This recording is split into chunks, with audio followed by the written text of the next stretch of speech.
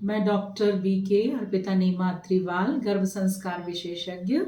मैं पिछले 10 साल से मोटिवेशनल स्पीकर भी हूँ, स्पिरिचुअल गाइड भी हूँ और प्रैक्टिसिंग गायनेकोलॉजिस्ट भी हूँ।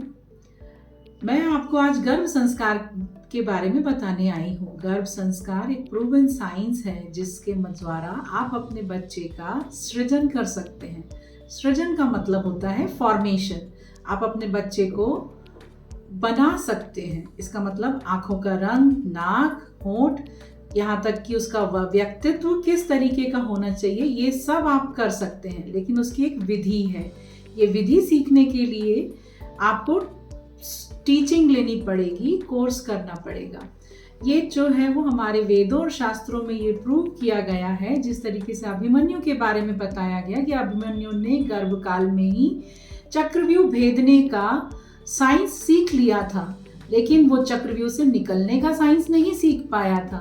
तो यही साइंस जो है वो अब हमको सीखने की ज़रूरत है। इसका कारण क्या है? क्योंकि ये युग परिवर्तन की वेला है।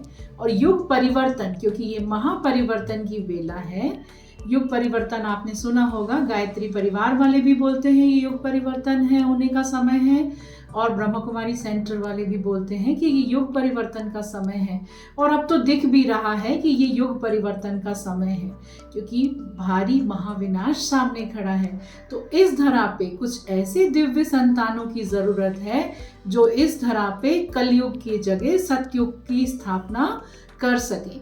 माने कलयुग की विदाई और सतयुग की स्थापना। तो अब हमको अपने घरों के लिए, अपने समाज के लिए, अपने देश के लिए, अपने विश्व के लिए ऐसे संतानों की ज़रूरत है जो कि विश्व निर्माण में कार्य आ सकें। तो उसके लिए जो साइंस है, इसकी टीचिंग होती है, ट्रेनिंग होती है। एक दिन का कार्य नहीं। हमको लगता है हमारा गर्भस्थ शिशु जो है गर्भ में पड़ा हुआ एक पिंड मात्र है, एक मांस का लोचड़ा है। नहीं, वो सुन भी सकता है, वो समझ भी सकता है। क्या आपको पता है कि ब्रेन की जो डेवलपमेंट की जो स्पीड है, वो न्यूरॉन्स या ब्रेन की जो नसें होती हैं, दिमाग की जो नसें होती हैं, उनके डेवलपमेंट का जो स्पीड होती है वो 2,50,000 पर मिनट की स्पीड होती है।